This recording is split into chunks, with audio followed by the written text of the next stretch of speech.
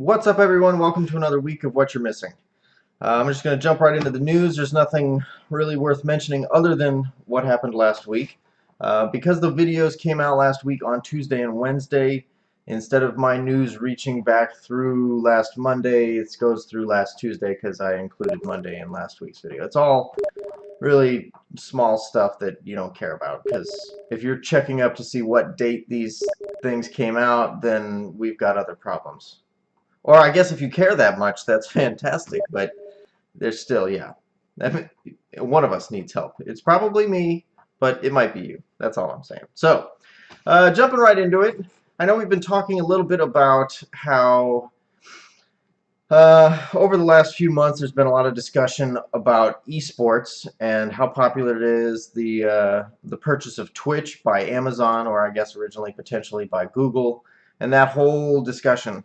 And so one of the most recent tournaments was hosted on one of ESPN's networks. And last week, the president of ESPN came out and said that that esports are not sports, basically. They're competitions in his mind. And I don't know, I read the article, and honestly, I don't think, well, I'm pretty sure, and I know for myself, I don't care how ESPN looks at esports, right? You may care if you are deep into esports and you're a professional gamer. You may care. I'm not sure that you're showing up to anything in your life and telling people that you're a professional athlete when you play video games professionally, but I don't know. I mean, I guess that warrants a discussion about the connection between athleticism and the definition of whether something's a sport or not. So I don't know. But ESPN broadcasts poker, and poker is very clearly not a sport. So some people are upset that they would do something like that, which theoretically then defines poker as a sport, but they're then saying that esports are not sports in spite of the name for esports. Yeah. So other than that, League of Legends, the World Championship, is poised to sell out, or at least the article headline read, and the article said, that it's poised to sell out a 45,000 seat stadium. So if you consider, almost, honestly, I don't think it matters whether it's labeled as a sport or a competition or whatever. That's really remarkable. And if ESPN, because they don't label it as a sport, is going to refuse to cover something that is very obviously getting a huge amount of participation, that's their stupidity, and somebody like Twitch will probably then become one of their competitors if they don't take it on and get it on broadcast television. So that still leaves us in the same position, though. Do I care whether ESPN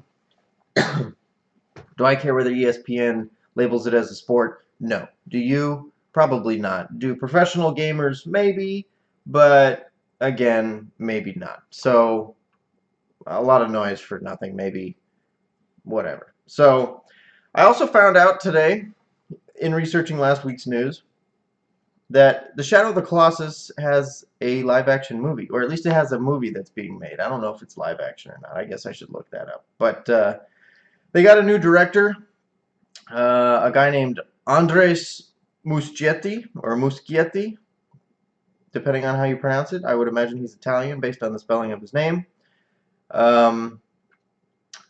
He apparently directed a movie called Mama, and it's a horror film. I've never heard of it, and I definitely haven't seen it.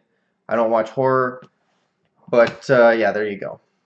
There was a report and a study made on, as economists do, they look at how much happiness certain purchases give you, right? And they call it the utility for that product, right? Like how much happiness you get by buying it, right?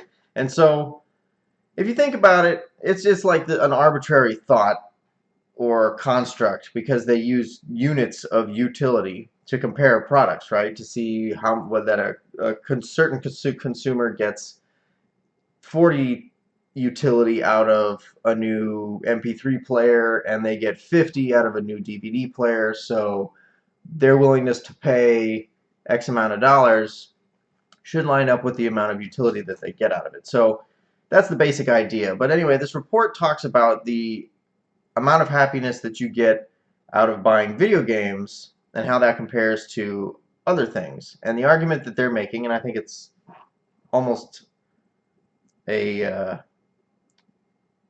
an overly, I mean, I want to say that it's a stupid argument to make because it's so obvious, but they're saying that games give you more utility or give you more happiness per purchase than objects do, than say, you know, your MP3 player or your DVD player or whatever it is that you might buy that's an actual thing. And while some of you may argue that games are actual things, they are in their essence an experience. You're buying an experience, and you're buying basically a way to spend 30 to hundreds, if not thousands of hours. So it's kind of a duh connection to say that, you know, they give you more happiness than an object does, because they're not objects, they're experiences. That's all I got on that.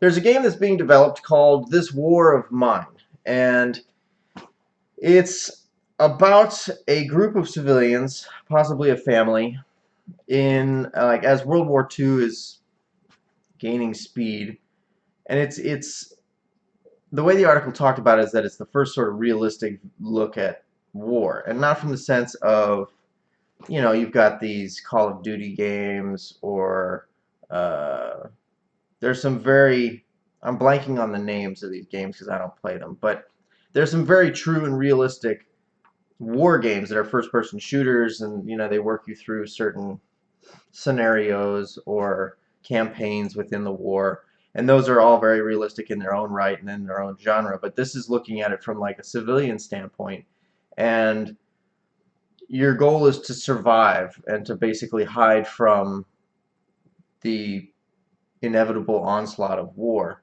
And the quote from the developers was, "You don't believe that your world is going to change." When you read about the Second World War, they had exactly that same feeling. War is not going to happen, and it came anyway. And so the game is about that sort of inevitability and the struggle against it. So it should be really interesting and I think provocative if it's done well. Presumably it will be, because you know, you like to give people the benefit of the doubt. Going back into a little bit of discussion about esports, Twitch, and we've talked about this before, I've ranted about it, so I'll try to keep this at a minimum, but Twitch is making the argument that their attempt to scan, like the way they've recently implemented their scans of people's streams for trademarked music, is an attempt to legitimize esports and people trying to make professional gaming a more legitimate business. And so they're saying that they're doing all of these streamers a favor by removing the risk of legal action from, you know, their use of streams. And so yes, it makes the streamers do a little bit more work to remove that music. But in the end, they're being, you know, given a great benefit, which is this protection from legal action from these various recording artists and their studios and the MPAA and all of that. I think it's the MPAA.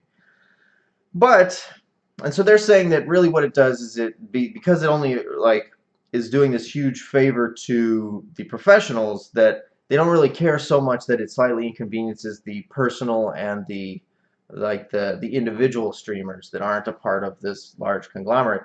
And so I have a problem with that, because they don't once consider that the only ones that they mention is speedrunners and people who like to play their own music over what they're doing and have dance parties. I've never seen a stream with dance parties, so clearly I'm in the wrong areas, but that these are the groups that are going to be negatively affected, and that's why it's not a big deal, because, you know, they'll learn to adapt and they can just not play the music that they're playing, and it'll be, you know, everyone will be happy.